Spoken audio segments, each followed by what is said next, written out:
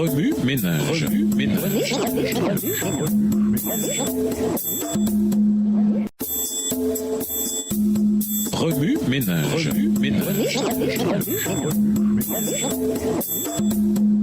Bienvenue dans votre émission Remue ménage. Voilà la leçon 5, le Christ dans le sanctuaire céleste. C'est pourquoi Dieu l'a élevé à la plus haute place et lui a donné le nom supérieur à tout autre nom. Il a voulu que, pour honorer le nom de Jésus, tous les êtres dans les cieux, sur la terre et sous la terre se mettent à genoux. Philippiens 2, les versets 9 et 10. Au fil du temps, Jésus, notre lumière, œuvre en notre faveur dans le sanctuaire céleste. La Bible illumine cette œuvre qui se répercute à travers les eaux du temps. Le Christ, le pont. Lisons Romains 8, verset 3. Romains 8, verset 3, « Car chose impossible à la loi, parce que la chair la rendait sans force, Dieu a condamné le péché dans la chair en envoyant à cause du péché son propre Fils dans une chair semblable à celle du péché. » Dans le jardin d'Éden, nos premiers parents, Adam et Ève, commirent le premier péché, Genèse 3. La décision qu'ils prirent ce jour-là affecta le genre humain tout entier. Désormais, l'humanité devrait porter les conséquences de la désobéissance au commandement de Dieu, la souffrance, l'angoisse et la mort. Ainsi, les enfants d'Adam et Ève durent souffrir et finalement mourir. Les conséquences du péché affectèrent également l'environnement.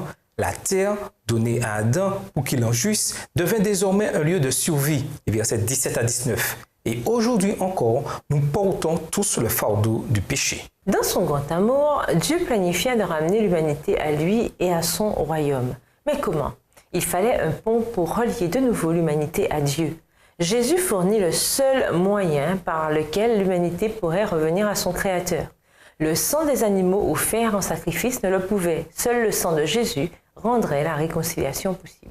Depuis que nous habitons dans un monde de péché, le processus de purification continue, même de nombreuses années après la mort du Christ. Après sa mort sur la croix et sa résurrection, le Christ a poursuivi son œuvre en tant qu'avocat des pécheurs. Dieu est le péché, mais il aime les pécheurs et désire rétablir leur relation avec lui. Romains 5, verset 8, 1 Jean 5, verset 8 et 1 Jean 1, verset 9. Il n'y a qu'un seul moyen pour le pécheur d'accéder à la miséricorde divine.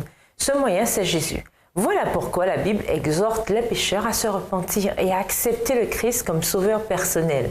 Au ciel, le Christ, notre avocat, a accès au dossier complet de notre vie. Lorsque nous péchons et nous repentons en son nom, il présente notre dossier à Dieu et lui demande pardon à notre place. La prière « Père, pardonne-leur car ils ne savent pas ce qu'ils font » Luc 23, verset 34, est aussi pertinente à notre époque qu'au moment où Jésus l'a prononcée. Bien des gens pensent qu'après la résurrection et l'ascension du Christ, l'œuvre de rédemption des pécheurs a été achevée. Cependant, à la lumière de ce que Jésus fait en tant qu'avocat, tout est loin d'être terminé. Le Christ demeure un lien important entre Dieu et l'humanité, intercédant toujours pour le pardon des péchés. Cette semaine, nous discuterons du rôle du Christ dans le sanctuaire céleste et de ce qu'il fait pour nous dans le lieu très saint. À la fin des temps, il est important de comprendre ces leçons. Au revoir. Et à demain si Dieu veut. Remue ménage.